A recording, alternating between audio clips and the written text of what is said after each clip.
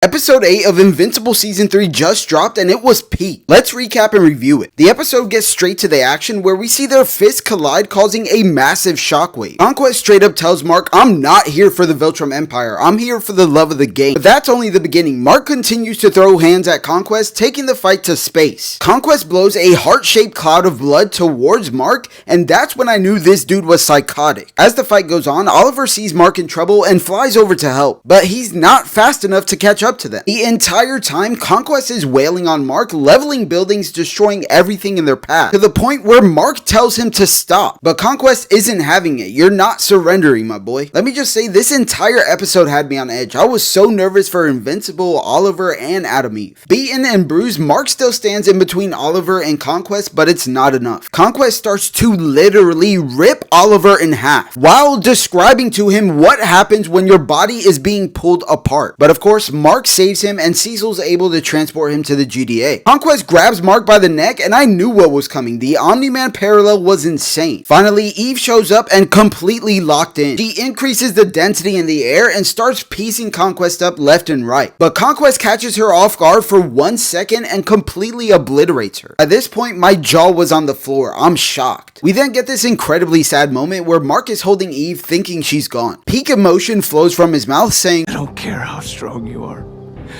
I don't care how fast you are. I can see the future.